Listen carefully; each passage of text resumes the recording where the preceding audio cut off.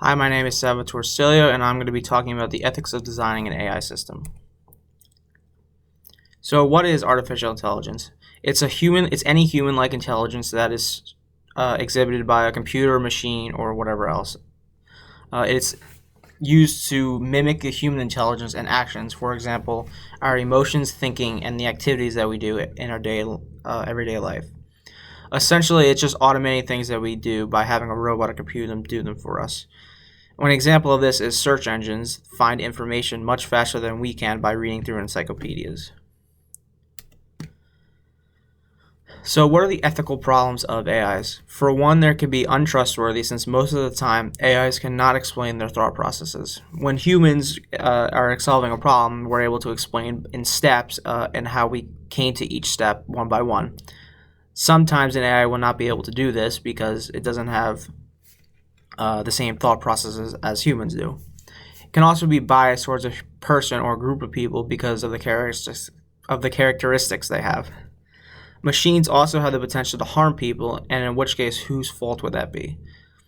It can't be the robot's fault because it's a robot, it's not a person. A big topic around this was the automated vehicles that most of people probably have seen in the news of that automated vehicles hitting people by accident because they're not able to determine if they're a person or a statue or whatever else.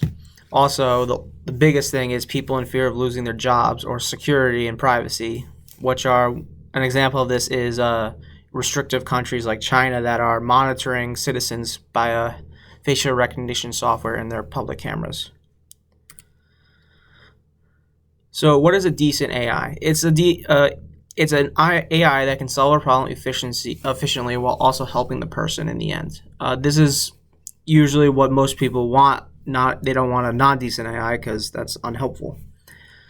When a person asks a question, they expect an answer in a kind and calm manner, while also the answer being informative and helpful. No one would want to answer a question if the response is an insult or a lack of caring.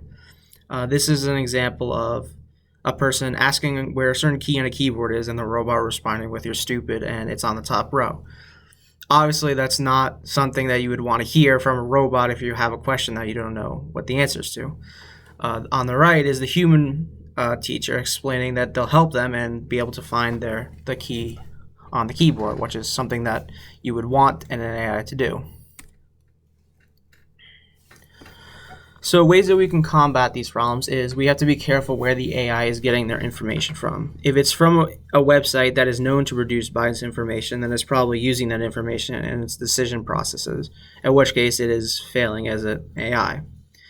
We also could be diversifying the research field of AI itself and not just the actual AI, so people have more experiences what they encounter in their everyday lives.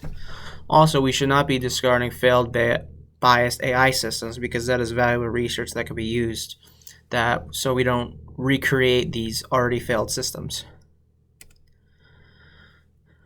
So this was taken from the article that we read on biased AIs, and it was recently a technology company discontinued development of a hiring algorithm based on analyzing previous decisions after discovering that the algorithm penalized applicants from women's colleges. Another example of this was the Compass system in Florida. It was labeling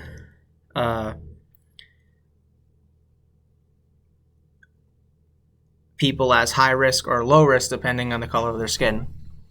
Dumping these systems will actually make matters worse because now we don't have that research to determine why they were doing that or where they're getting information from.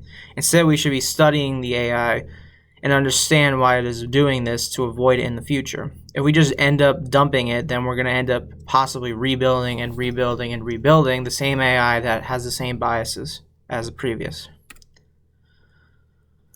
So as I mentioned, this is the Compass AI system in Florida that was labeling black defendants as high risk more often than it was labeling white defendants.